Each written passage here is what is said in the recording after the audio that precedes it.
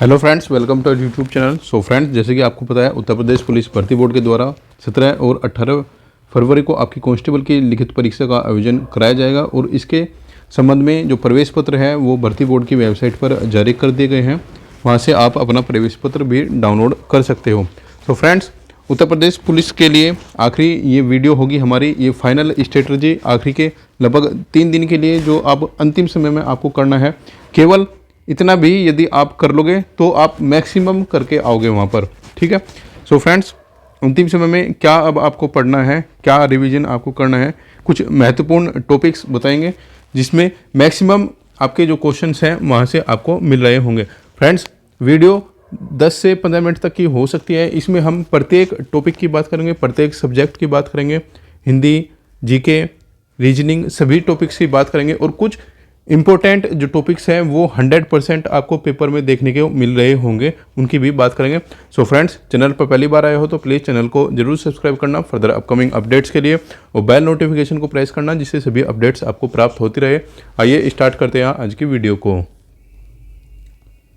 देखिए फ्रेंड्स, जैसे कि आपको पता है, उत्तर प्रदेश पुलिस भर्ती बोर्ड के द्वारा कांस्टेबल की जो अंतिम लिखित परीक्षा कराई गई थी वो 2018 में कराई गई थी और अब जो परीक्षा हो रही है ये अब 2024 में हो रही है, ठीक है। ये 6 साल का गैप आप सीधा सीधा यहाँ पर बोल सकते हो कि लगभग 6 साल के बाद अब ये परीक्षा का आयोजन कराया जाएगा। तो इसलिए आप पैटर्न में भी देख सकते हो कि लेवल ऑफ क्वेश्चन कितना रह सकता है, ठीक है। यहाँ पर क्वेश्चन का जो लेवल होगा उसमें भी आपको थोड़ा सा बदलाव यहाँ पर देखने को मिल रहा होगा। सो फ्रेंड्स, जैसे कि आपको पता है, अभी रिसेंटली उत्तर प्रदेश पुलिस भर्ती बोर्ड के द्वारा एक परीक्षा आयोजित कराई गई थी रेडियो ऑपरेटर की, ठीक है। इसमें 3 लेवल की परीक्षा कराई गई थी, एक 10th लेवल की, एक 12th लेवल की, एक ग्रेजुएशन लेवल की, ठीक है। तो इन परीक्षाओं में कुछ इंपॉर्टेंट टॉपिक्स ऐसे थे जो तीनों ही परीक्षा में वे रिपीट हुए हैं। सभी सब्जेक्ट की हम बात करेंगे और सभी सब्जेक्ट के जो जो इंपॉर्टेंट टॉपिक्स हैं उनकी बात करेंगे और अंत में बात करेंगे कि अब आपको जो आखिरी का फाइनल रिवीजन है वो अब कहाँ से करना होगा, ठीक है। जो ये टॉपिक्स अब हम आपको बताएंगे केवल उन टॉपिक्स को अब आप करोगे और जो फाइनल रिवीजन हम बताएंगे वो केवल आप करोगे, उससे अलग आपको अब अंतिम समय में कुछ भी करने की ज़रूरत नहीं है क्योंकि आपने ऑलरेडी काफ़ी कुछ पढ़ा हुआ है, ठीक है। सो फ्रेंड्स, मैक्सिमम जो टॉपिक्स है वो आपके यहीं से ही आपको मिल रहे होंगे, ठीक है। सबसे पहले हम बात करते हैं हिंदी की, ठीक है। हिंदी की देखिए, जो ये अब हम फाइनल स्ट्रेटजी बताएंगे, ये अभी जो रिसेंटली आरओ का जो पेपर हुआ है रेडियो ऑपरेटर का, ठीक है। आरओ समीक्षा अधिकारी मत सोचना, रेडियो ऑपरेटर का जो परीक्षा हुआ है उसी के जो तीनों पेपर हुए हैं उन्हीं के आधार पर ये चीज़ें हम आपको बता रहे होंगे। देखिए फ्रेंड्स, हिंदी में आपको सबसे पहले हिंदी साहित्य, ठीक है। अभी आपके पास 2 से 3 दिन का टाइम है, लगभग आप जितना भी मैक्सिमम साहित्य कर सको वो आप कीजिए, ठीक है। साहित्य में जितने अवार्ड हैं उन सबको अवार्ड को एक बार फिर से फाइनली आप रिवीजन कर सकते हो, ठीक है। और साहित्य ये टॉपिक ऐसा है, आपको लगभग 4 से 5 क्वेश्चन वहाँ पर देखने को मिलेंगे, ठीक है। हिंदी साहित्य के 4 से 5 क्वेश्चन भी आपको वहाँ पर देखने को मिल सकते हैं। फ्रेंड्स, हिंदी में सबसे प्रायोरिटी पर ये टॉपिक अब आपका होना चाहिए, ठीक है। उसके बाद में आपको ध्यान रखना होगा, हिंदी में जितने भी क्वेश्चन वहाँ पर आ रहे होंगे वो डायरेक्ट 1 लाइनर क्वेश्चन आपको नहीं मिलेगा। थोड़ा सा उसमें ये जो क्वेश्चन होंगे ये थोड़े से घुमावदार आपको वहाँ पर देखने को मिल रहे होंगे। सपोज दैट अब इसे बोल देगा कि राम ने खाना खाया, ठीक है, कुछ भी बोल देगा, या फिर मीठी खीर खाई, ठीक है, मीठी खीर खाई। तो इसमें बोल देगा विशेषण विशेष है, कुछ भी XYZ, यानी कि जो भी उसको पूछना है तो वो पूछ देगा कि इसमें विशेषण क्या है, ठीक है। विशेषण वगैरह निकालने के लिए कुछ भी कहने का मतलब ये है, डायरेक्टली वो ना देकर इसमें आपको थोड़ा सा ये सेंटेंस की फॉर्म में आपको ये सब आपको वहाँ पर देखने को मिल सकती है, ठीक है। उसके बाद में हिंदी में आपके जो भी मोस्ट इम्पोर्टेंट जो PYQ, ठीक है, PYQ के अनुसार आपको विलोम शब्द, ठीक है, विलोम शब्द और पर्यायवाची, ठीक है, पर्यायवाची, ये सब PYQ से अब आपको करना है। हिंदी साहित्य भी आप मैक्सिमम जो हिंदी साहित्य होगा वो अब केवल और केवल PYQ से आप कीजिएगा। प्रीवियस ईयर जितने भी प्रीवियस पेपर हुए हैं और अभी रिसेंटली रेडियो ऑपरेटर का जो परीक्षा हुआ है वहाँ से भी आप प्रीवियस ईयर से ही अपना ये करोगे, ठीक है। साहित्य के प्रीवियस ईयर से आप कीजिए और कोशिश करना कि साहित्य का बुक से रेफ़र करने के लिए, ठीक है। PYQ के स्थान पर आप बुक रेफ़र करो, ठीक है। ये तो हो गया।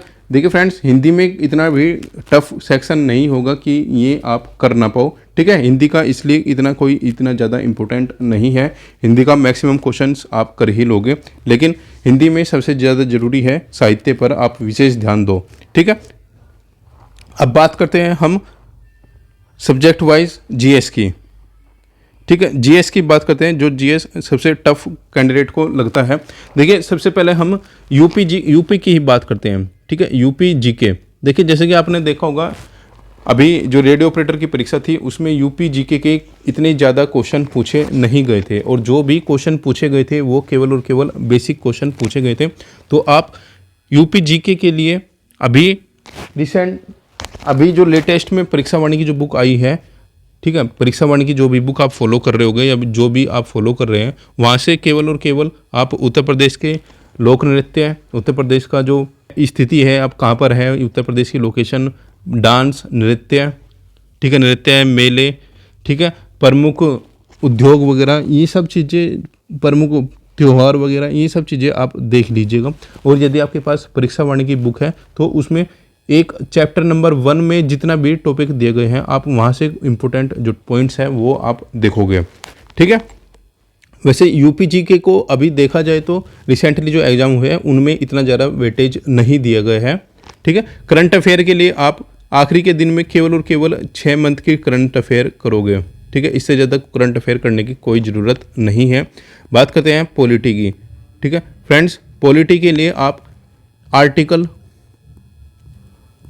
1 से लेकर 100 तक के आर्टिकल जरूर पढ़ के जाओगे। इसमें आपको इंडेक्स बोले तो यानी कि आपका जो कॉन्स्टिट्यूशन में पार्ट दिए गए ना, पार्ट 1 में ये चीज़ है, पार्ट 2 में ये चीज़ है, पार्ट 3 में ये चीज़ है, ये सब चीज़ें आपको याद रखनी होगी, ठीक है। जितने भी शेड्यूल आपको याद रखने होंगे।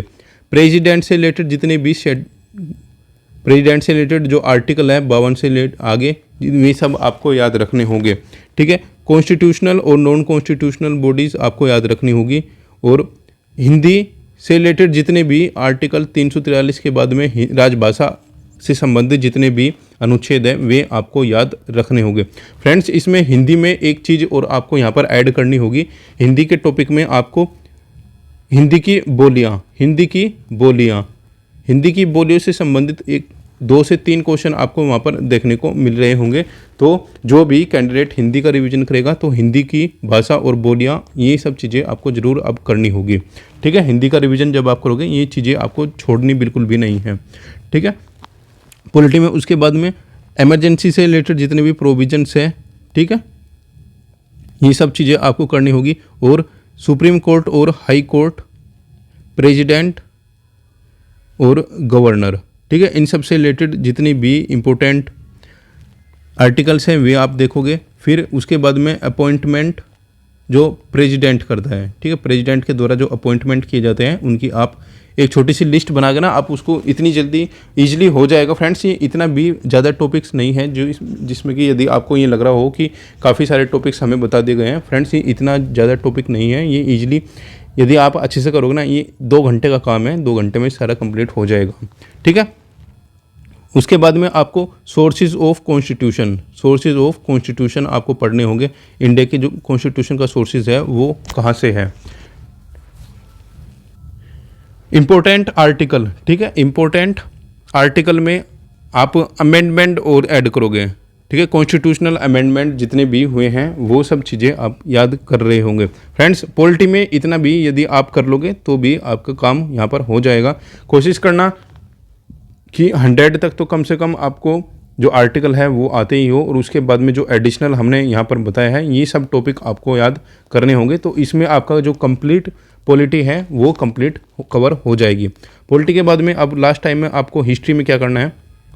हिस्ट्री में सबसे पहले बात करते हैं हम मॉडर्न हिस्ट्री की, ठीक है। मॉडर्न हिस्ट्री में केवल और अब ये 1857 के बाद का जितने भी रिवोल्ट हुए हैं वो आप देखोगे 1857 का रिवोल्ट में कहाँ कौन क्या था, ये चीज़ें आपको याद करना होगा। जैसे झांसी में रानी लक्ष्मीबाई वगैरह, बेगम हजरत महल वगैरह, कौन कहाँ किसने नेतृत्व किया था 1857 के रिवोल्ट का, वो सब आप याद करोगे। फिर महात्मा गांधी के भारत आने के बाद के जितने भी रिवोल्ट वगैरह हुए हैं वो सब चीज़ें आप याद करोगे, कहाँ से कौन सा रिवोल्ट हुआ है, ठीक है। और उसके बाद में आपको याद करना है कांग्रेस अधिवेशन, ठीक है। कांग्रेस के अधिवेशन आपको याद करने होंगे। कांग्रेस के अधिवेशन याद करने के बाद आपको याद करना है round table conference. Round table conference जो 3 कॉन्फ्रेंस हुई थी वो तीनों आपको याद करनी होगी। उसमें आपको याद रखना होगा कौन सी कॉन्फ्रेंस में भारत की ओर से कौन सा नेता गया था, कौन सा नेता नहीं गया था, गांधी जी गए थे या फिर नहीं गए थे, अंबेडकर जी गए थे या फिर नहीं गए थे, ये सब चीज़ें आपको याद रखनी होगी, ठीक है। इसके बाद में बात करते हैं मिडवेल इंडिया से। मिडवेल इंडिया से आपको दिल्ली सल्तनत, ठीक है, मुगल एम्परर और इन सब के जो फाउंडर हैं ये आपको याद रखने होंगे, कौन सी की ड्यूरेशन क्या थी और इनके द्वारा जो महत्वपूर्ण जो इमारतें बनाई गई हैं वो सब चीज़ें आपको याद रख लेनी होगी। मध्यकालीन भारत में जो मुगलों के द्वारा कुछ महत्वपूर्ण युद्ध किए गए हैं वो सब चीज़ें आपको याद रखनी होगी, युद्ध वगैरह देख लीजिएगा आप, ठीक है। और एंशियंट हिस्ट्री में सबसे पहले आप क्या करोगे, हड़प्पा, ठीक है। हड़प्पा से जुड़े जितनी भी इम्पोर्टेंट साइट्स हैं वो देख लोगे आप, जैसे कि लोथल होगा, ये कहाँ पर है, ठीक है, मोहनजोदारो है, ये कहाँ पर है, ये सब चीज़ें हैं वो आप देख लीजिएगा एक बार, ठीक है। उसके बाद में बौद्ध संगति, ठीक है, प्रमुख बौद्ध संगति हुई थी, ये कहाँ कहाँ हुई थी, ठीक है। अशोक वंश, मौर्य साम्राज्य, अशोका मौर्य, ठीक है, ये सब चीज़ें जो एंशियंट प्राचीन टाइम में आपके साम्राज्य हुए थे कुछ, उनकी स्थापना किनके द्वारा की गई थी। और 17 महाजनपद जो हुए थे उनकी आप राजधानियां जरूर याद करके जाओगे। 17 महाजनपद हुई थी, उनकी राजधानियां जरूर याद करोगे, ठीक है। सो हिस्ट्री में इतना आप कर लोगे तो मैक्सिमम आप हिस्ट्री के क्वेश्चन कर रहे होंगे, उसमें इतने ज़्यादा क्वेश्चन हिस्ट्री में नहीं पूछे जाएंगे। इसके बाद में बात करते हैं इकोनॉमिक्स के। इकोनॉमिक्स में आप तो एक तो 5 ईयर प्लान्स याद करके जाओगे, कौन से 5 ईयर प्लान्स में क्या था। एक आप याद करोगे रिवॉल्यूशन, कौन से क्रांति में किससे संबंधित थी, ठीक है, कौन सी क्रांति किससे संबंधित थी। आरबीआई से संबंधित जितने भी फैक्ट्स हैं आप याद करके जाओगे, आरबीआई से संबंधित। उसके बाद में आप याद करोगे जीएसटी से संबंधित जितने भी फैक्ट्स हैं आप सब याद करके जाओगे, ठीक है। और डिमोनेटाइजेशन से रिलेटेड भी कुछ क्वेश्चंस थे वो भी आप याद करके जाओगे, ठीक है। इतना भी यदि आप इकोनॉमिक्स में इतना भी टॉपिक्स आप करके जाओगे तो मोस्टली क्वेश्चंस आपको वहाँ से मिल रहे होंगे। अब बात करते हैं ज्योग्राफी की। ज्योग्राफी में आप, ठीक है, ज्योग्राफी में आप ब्रह्मांड से जुड़े हुए जितने भी क्वेश्चंस हैं आप वो करके जाओगे। ग्रह, छोटा ग्रह, बड़ा ग्रह, ग्रह से संबंधित जितने भी फैक्ट्स हैं आप वो सब याद करके जाओगे। एक भारत से संबंधित जितनी भी बाउंड्रीज हैं, इंटरनेशनल बाउंड्रीज है भारत से जुड़ी हुई, वो सब याद करके जाओगे, ठीक है। ये बाउंड्रीज आप उत्तर प्रदेश के संबंध में भी करके जाओगे, उत्तर प्रदेश का छोटा जिला, बड़ा जिला, ये सब चीज़ें आप याद करके जाओगे। इसमें कोई बताने की कोई इतनी आवश्यकता नहीं है। सेंसस आपको ध्यान रखनी होगी, सेंसस आप यूपी की सेंसस करोगे और साथ में इंडिया की सेंसस भी आप कर रहे होंगे, ठीक है। ज्योग्राफी में ये सब चीज़ें आपको करनी होगी। और पर्यावरण से संबंधित कुछ क्वेश्चन होंगे, ब्रह्मांड से संबंधित जो कुछ क्वेश्चन हैं ये सब चीज़ें आपको याद रखनी होगी। और 5 से 7 जो इम्पोर्टेंट वन्यजीव अभयारण्य हैं वो आपको याद रखने होंगे, ठीक है। स्पेशली नॉर्थ ईस्ट में जितने भी आपके वन्यजीव अभयारण्य हैं ये सब चीज़ें आपको याद रखने होंगे। राजस्थान के याद रखने होंगे और आपको तमिलनाडु और केरल के, ठीक है, ये सब चीज़ें की आपको याद रखनी होगी, ठीक है। स्पेशली असम की तो याद रख के जाना पड़ेगा क्योंकि असम के मोस्टली पूछे जाते हैं, ठीक है। एक आपको याद रखनी होगी अनुसूची 8, ठीक है। अनुसूची 8 में जितनी भी 22 भाषाएं हैं में 22 भाषाएं याद रखनी होगी। कौन सी भाषा कब जोड़ी गई थी, जैसे सिंधी जोड़ी गई थी 22 भाषा में, फिर नमक जोड़ा गया था, ठीक है, ठीक है, BDMS जोड़ा गया था। ये सब चीज़ें आपको याद रखनी होगी, कौन सी भाषा कब जोड़ी गई थी अनुसूची में, ठीक है। इसके बाद में आप क्या करोगे, जो इम्पोर्टेंट लेक्स वगैरह है वो आप देख लीजिएगा। वैसे लेक से संबंधित इतने ज़्यादा क्वेश्चंस नहीं पूछे जाएंगे कि कौन सी लेक कहाँ है, खारे पानी की, मीठे पानी की, ये सब चीज़ें अब पुरानी हो चुकी हैं, ये सब चीज़ें नहीं पूछी जाएगी। केवल आप एक याद करोगे कि भारत में जो खनिज है, कौन से राज्य किस खनिज के लिए मशहूर है, वो सब चीज़ें आप यहाँ पर एक बार देख रहे होंगे। ठीक है। ज्योग्राफी में होगा एक इंडिया और उसके आसपास के जितने भी कंट्रीज़ हैं उनकी आप कैपिटल और उनकी आप करेंसी जरूर याद कर रहे होंगे। और कुछ रिसेंटली जो महत्वपूर्ण जो कंट्रीज़ अभी न्यूज़पेपर में थी, अभी रिसेंटली जो हाईलाइट जो कंट्रीज़ थी उनकी आप कैपिटल और वहाँ की करेंसी आप याद कर रहे होंगे। ठीक है। सो फ्रेंड्स, जीके स्पेशली जो काफ़ी कैंडिडेट का सर का दर्द होता है, जीके जीएस ही होता है, उसके लिए हम मोस्टली अब आपको बता चुके हैं, हिंदी भी बता चुके हैं। रीजनिंग की बात करते हैं हम। रीजनिंग के लिए कथन निष्कर्ष, ठीक है, कथन निष्कर्ष, कथन से जुड़े हुए जितने भी टॉपिक है, कथन अवधारणाएं, पूर्व धारणाएं, ये सब चीज़ें आप जरूर करके जाओगे। ब्लड रिलेशन में लास्ट टाइम में आपको कोडेड ब्लड रिलेशन जरूर देखना है। ठीक है, कोडेड ब्लड रिलेशन जरूर देखना है। डायरेक्शन के जितने भी फॉर्मूले हैं ये सब चीज़ें आपको याद रखनी होगी। ठीक है। और डिसीजन मेकिंग के क्वेश्चन जरूर आप याद करके जाइएगा, क्योंकि 103 क्वेश्चन आपको डिसीजन मेकिंग से भी आपको देखने को मिलेंगे। ठीक है। मोस्टली अब रीजनिंग के भी अब आपको पता लग चुके हैं कि कहाँ से कौन से क्वेश्चन आ रहे होंगे। तो मोस्टली क्वेश्चन रीजनिंग वैसे भी सभी बच्चों की तैयार हो चुकी होगी, क्योंकि सभी को जो मोस्टली जो प्रॉब्लम थी अब हिंदी या फिर जीएस के कंटेंट में ही थी। ठीक है। तो रीजनिंग की भी आई होप आपने कंप्लीट तैयारी कर ली होगी। ठीक है। मिरर इमेज हो गया, मिरर इमेज, वाटर इमेज, ठीक है, ये सब चीज़ें आपने ऑलरेडी कर ली होगी। ठीक है। मैथ की बात करते हैं फ्रेंड्स। यदि आपका मैथ थोड़ा सा भी एवरेज मैथ है तो आप इजीली 15 क्वेश्चन इजीली आप 20 क्वेश्चन में इजीली आप कर जाओगे, क्योंकि मैथ इतना टफ नहीं आएगा। ठीक है। बेसिक मैथ के लिए बस बेसिक अब आप कीजिएगा, profit loss, percentage, time and work, time and distance, compound interest, simple interest, ये सब चीज़ें हैं। ये एक बार आप ये टॉपिक्स आप अच्छे से देख लीजिएगा, यहीं से ही आपके जो मैक्सिमम क्वेश्चंस हैं वो आपको देखने को मिल रहे होंगे। और डीआई ये टॉपिक आप छोड़ोगे नहीं, ये क्वेश्चन आप जरूर करके जाओगे। डीआई से आपको कम से कम 2 क्वेश्चन वहाँ पर डीआई से देखने को मिल सकते हैं। अब बात करते हैं फाइनली, अब आपको ये सब रिवीजन करने के साथ साथ अब अंतिम में आपको कहाँ से क्या करना है। ठीक है। ये जितने टॉपिक हमने बताई हैं ये आप किसी भी सोर्स से आप कर लीजिएगा। ठीक है। ये तो आप किसी भी सोर्स से करिएगा।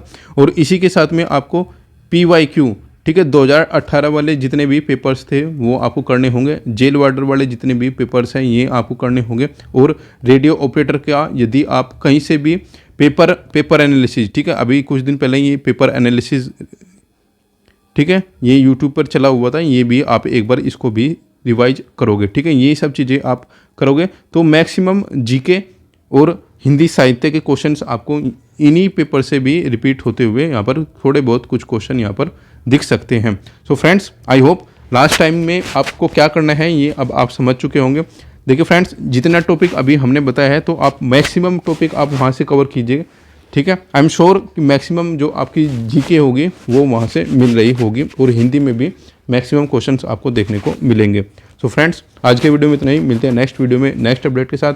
वीडियो पसंद आई है तो प्लीज़ चैनल को जरूर सब्सक्राइब करना, बेल नोटिफिकेशन को प्रेस करना और अपने फ्रेंड्स के साथ भी शेयर करना। मिलते हैं नेक्स्ट वीडियो में।